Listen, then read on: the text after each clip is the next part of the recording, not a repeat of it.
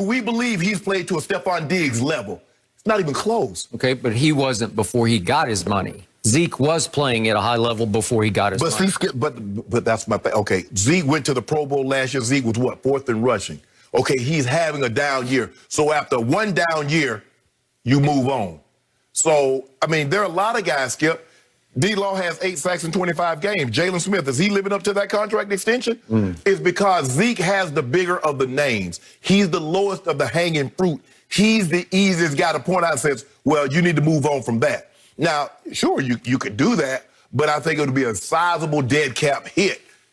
I believe probably they might be asked Zeke to come in and sit down and have a conversation and redo the contract. But I don't think they should move off of Zeke after one down year. Now, he could turn it around and end up going over 1,200 yards, and it works out. But, Skip, I don't really think it's realistically to cut Zeke right now because that's going to be too much. And if you're trying to sign, the last thing you need, Skip, is to have $14, $15 million of dead money, and you're trying to, you believe they're going to franchise Dak again and have to pay him $38 million. You're going to pay a guy, have a guy counting $14 million, $15 million against your cap, Skip, and he's not even on your roster. So for me, I believe they give it another year. Hopefully everybody comes back intact. Tyron Smith is getting on up there next, Skip. That's a lot of collisions on his body. How well will Lyle Collins come back off of that hip surgery? Zach Martin's getting on up there in the years, Skip. So it's going to be, I believe you run it back. You give Zeke an opportunity. Now, you might have to come in and say, Zeke, look, we got to put some of this money in incentives. 100-yard games. We get to the playoffs, you lead the league in rushing or whatever, that big Pro Bowl, things of that nature, Skip. But I don't believe they should just cut Zeke after one down season. So I first guessed this. I was way, way, way ahead of the curve. And yet this has become, for me, as a lifelong Dallas Cowboy fan, the single most painful story I have been forced to watch in my life, watching my beloved Dallas Cowboys. I still love Zeke. I still have the highest hopes for Zeke. I thought when Dak went down, this is your time to shine. Take this team over as a leader and a playmaker. You be the bell cow. You be the driving force of this team. And Shannon, I keep telling you what my eyes tell me, and it's all wrong. And the numbers keep telling me it's going nowhere but south. So let's look at just the declining yards per game. His rookie year, he dominated this league. He averaged 109 yards a game.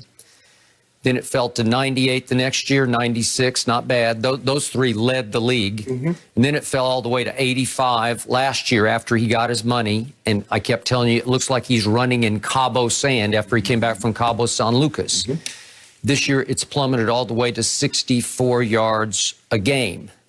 64 yards a game.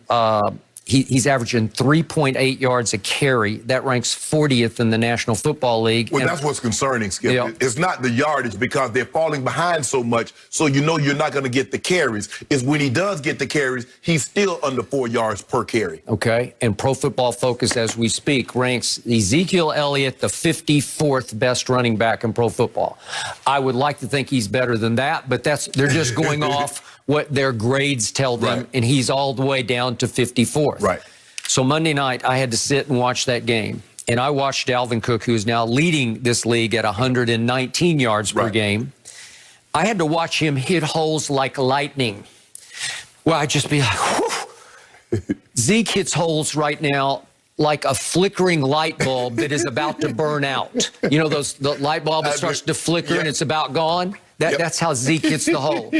Zeke is now making the backup running back for the Cowboys, Tony Pollard, look like Dalvin Cook. Because when Pollard comes in, it's like, oh, a breath of fresh air. A burst. Who knew? We haven't seen that. And what happened against Pittsburgh? The last time we saw the Cowboys play, they're obviously on a bye week until next Sunday. And I saw Tony Pollard twice against the Pittsburgh Steelers, the #1 ranked defense coming into that game.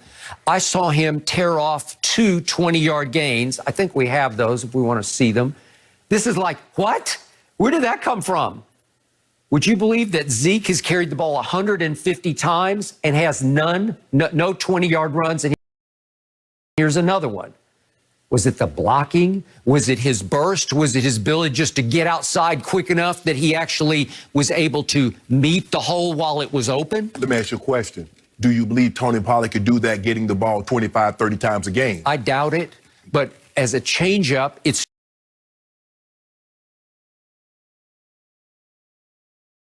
shocking to my eyes and a sight for very sore eyes to say, wow, look at that. So what have we also seen from Ezekiel Elliott? Well, I hark back to the Thursday night game at Chicago last year. It was a turning point game for a team that I still had the highest hopes for. And Jerry said after the game, on the flight up, the coaching staff, I'm sitting with the coaches, they were dead set that we were going to win this game. What they was going to say? It's Mitchell Trubisky at Chicago on Thursday Night Football. And what happened in the second quarter, they're down 10-7, and Zeke rips off his longest run of the year. It went 32 yards. And then he carried for 4 yards, and then he carried for 2 yards, and he waves out. I'm gassed. You're gassed? We had Eric Dickerson here, who I think is the greatest running back who ever played. He's like, the last thing I'm going to be right then is gassed. Right. I want to take it home because it's my drive. I set up this drive. I'm going to finish this drive. I want pay dirt. Right. And Zeke is waving out, and I'm saying, what are you doing? And you know what happened? Pollard comes in cold, and he can't go anywhere, and then Dak has to toss it to the fullback on a 3rd and 5, and it goes nowhere, and then they miss a field goal, and that was the end of the game for them. It went south from there. And then this year, the Eagles game, you realize my team led 9-7 at halftime with Ben DiNucci at quarterback. Yeah. So this is Zeke's game. This is where Shannon Sharp would say, you've been pounding your side of the desk. Zeke. Yeah. The offense has to run through Zeke. So they say, okay, Zeke, it's your turn. This is opening drive of the third quarter, and he goes 9 yards and 6 yards and 8 yards, and I'm thinking, that's 2016 Zeke. Maybe he just came back. Yeah. Maybe he's here to stay. And I look up, and Tony Pollard's in the game. I told you. He's in the game. What are you doing? You say Zeke, what are you doing? You told me Zeke needed a blow. You good with Tony Pollard? I guess so. But Tony does okay. He rips off a 7-yarder, Right. then a 3-yarder, but then a 9-yarder. And I'm thinking, okay, let him go. Let him finish the drive. And Zeke comes back in. He needed a little rest. And he goes for a grand total of 2 yards on the next carry. And now they're down to the 26-yard line, 2nd and 8. And all of a sudden, I didn't know if it probably came from Mike McCarthy, is saying, I don't trust our run game at all. I'm going to run a trick play because they've been running trick plays the whole game. I'm going to let Cedric Wilson throw it on a reverse pass. And Fletcher Cox just blows the hell out of it. It's a -10, and it goes backward. It's 3rd and 18, and old Nooch, he goes backward and incomplete.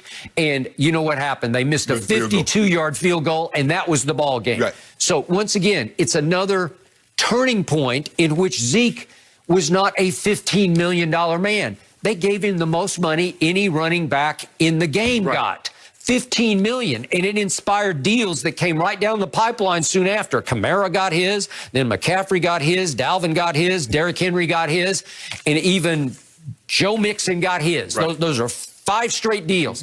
All 5 of those guys are playing at a much higher level right now than Ezekiel Elliott. There's no question about it. No, I'm not here to debate that. There's no question about that. But Skip, if you think about it, only one got a deal that superseded Zeke's. Only one. Okay. So maybe those guys like, hold on.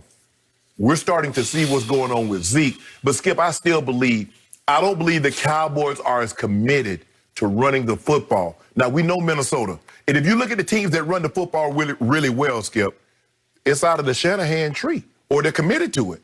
You look at Cleveland. Where did that guy came from? He came from Minnesota with Gary Kubiak. You look at the 49ers. You look at the zone read and Derrick Henry. Skip, they're gonna run the football. So the Cowboys, you can't like, okay, we're gonna run it this game. No, you gotta be committed to whatever you do. Be committed to it. Now, Skip, I'm not saying Zeke is the same Zeke 2016 as he is in 2020 because 1,500, 2,000 carries says absolutely not. But if you believe that offensive line is as dominant as it was in 2016, as it is currently today, that's not true either. Okay. 2019, my least favorite stat in the history of football was that Ezekiel Elliott had the 2nd most carries